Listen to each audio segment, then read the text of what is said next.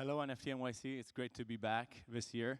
I'm Sebastiano Bea. I'm a director of product at Mythical Games, and today we're going to talk about bringing partners to the game design table for specific games that include digital asset ownership. Now, what kind of partners? We're going to talk about big brands, musicians, traditional game studios, and more. We're going to look at three different components of a game: the partners, the actual game, and the community, and adopt a point of view on how they can be sequenced to build a successful experience for tens of millions of users. Let's start with a trip down memory lane on the gaming space, especially when it concerns to decentralized assets and decentralized technology. And I apologize here for the font. Something happened there, became very small. In 2021 and before, a lot of small teams of early adopters, technologists, game designers got together and started thinking about what could a future of games look like where decentralized technologies were being adopted. In this period, these small teams got together and started thinking about proof of concepts, ways to incorporate decentralized ownership inside games. The focus at that time was really come up with some games and some tests and see what was the reaction of a community, the reaction of gamers to it. And we're going to talk about that in the next slide. What are the learnings that some of these game teams, including Mythical Games, had during this time? At the time, though, the games were essentially built starting from these early adopters in the community, putting out ideas, putting out pre-sales usually of assets, and then iterating with the community to build a game product. Only when the game was launched, at that point, partners, other games, other IP in the space was being incorporated to then iterate on the game. There were a few games in 2021 and before which incorporated decentralized technology, and some of them were successful, most of them were really just testing. Fast forward to 2022, last year, a lot of these teams which had been working on the space had seen these first examples, iterated on the design, and actually started launching a lot of games. So the problem last year wasn't that there weren't enough games, there were too many. And the real focus of all of these teams was retention. It actually was pretty hard to get some gamers to play your game and stay in it because you're still pretty early in this game design cycle. These teams adopted a much more traditional way of building games. They're starting from the game, bringing it to the community, getting the feedback there, and again, only at the last stage, taking in external partners from the Web3 ecosystem, from the traditional Web2 ecosystem, to improve their games, improve their audience experience, and reach a wider audience. Before getting into 2023, let's look at a quick recap from my talk of last year about the learnings that Mythical Games had on Blanco's Block Party, which was our first game incorporating decentralized assets, which was launched in 2018, so actually a while back, and has been live since then. Last year we talked about three main pillars that define a game with digital ownership. The first one is the actual game itself, the play part. A game has to be engaging and fun for users, else it doesn't matter what are the mechanics, the token economics, and all of that in it. It's just not going to retain users and players.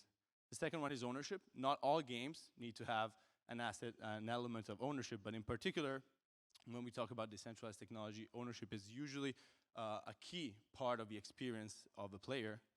And finally, the big news or novelty of last year was marketplaces. If you're in a game, you play, you iterate, you evolve your character, you evolve your assets. Before, there was really no way for you to understand how much all this time spent in the game was worth. With a marketplace, the community, the other players can actually tell you how much an asset is worth, how much of the time you put in personalizing and evolving a particular game asset resulted in worth of the asset and value. In particular, we ran experiments on the marketplace.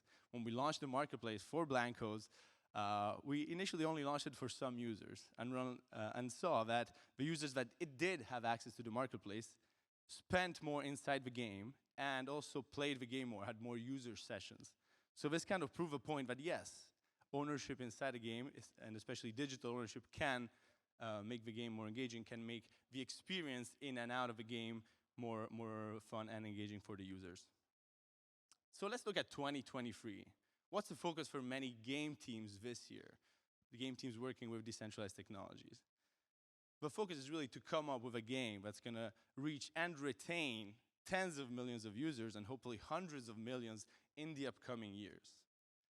Today we're going to look at this framework to actually start from partnerships with existing brands, musicians, traditional games, to actually build the game together, come up with an engaging game experience, and then incorporating elements of ownership inside the game to officialize some of the game communities that are always built and always organically grow around games. Let's start from the partners, right? We talk about partners. What do they actually bring to the game design table, and what do the game design teams, specifically on decentralized ledger and decentralized technology, bring to big brands? So known brands, and this is not just brands, also games, musicians, and so on. Blancos has a lot of examples of those. First of all, bring familiar IP. What's familiar IP? Things that players are already know about. For example, Star Wars, when it was taken from a movie to many games, or looking at more Web3 examples, the partnership of Dapper Labs and NBA. These are taking big brands, sports, franchises, and so on that players are already aware of.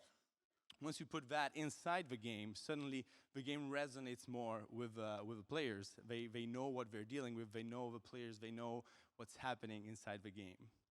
Secondly, big brands also bring trust. And the reason is because established games, established brands don't just partner with anyone. They actually do the due diligence on their partners, do the due diligence on their teams.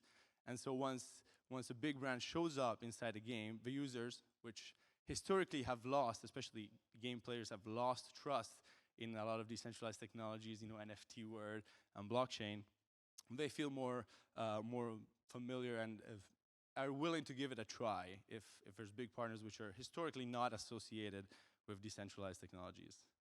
And finally, they present user engagement opportunities.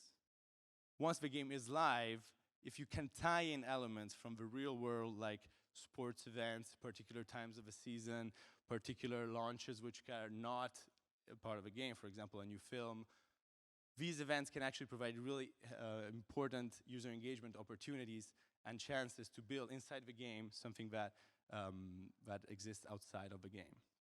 What do game and technology teams bring? Well, first of all, tech expertise. The tech we're dealing with is pretty hard. Much better to partner with someone who has the expertise to build it and who has already built projects on this decentralized technology. Then game and economics knowledge. We know all that is pretty hard. We're not going to talk about this today, but there's many sessions down in the game, on the game stage that cover that. And finally, crafted experiences. Sometimes big brands, when they aim to enter a space, it's usually through the lens of advertising, of presence. But games can actually build very engaging experiences that keep the user coming and keep it interesting for users. Let's look at some examples. The first one is NFL Rivals. It's a game coming out later this year. It's a mobile game where you can actually collect player cards, real NFL player cards, and then compete against your friends. This game was built from the start with the NFL and the NFL Players Association.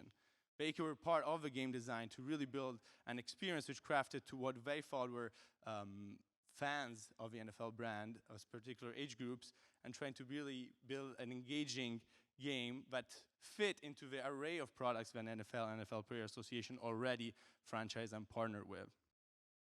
This has real player cards, and it's tied to real life events like the Super Bowl, like the draft. There's going to be in-game events which mirror things that happen outside of the game. And this, again, creates a lot of loops between real life and the game itself. Secondly, Blancos. This is now nearly a year old. Last year we had at NFT.NYC the second Burberry drop. And this was not just about digital assets. There was obviously a character in Blancos. Blancos is this semi-open world game where you can run around with friends or play battle royales with these particular characters. And Burberry was a great, not only created a character, but also had a whole game takeover with live events. And I think my time is up today. We had a lot more to talk about, but we're going to catch you outside. Thank you.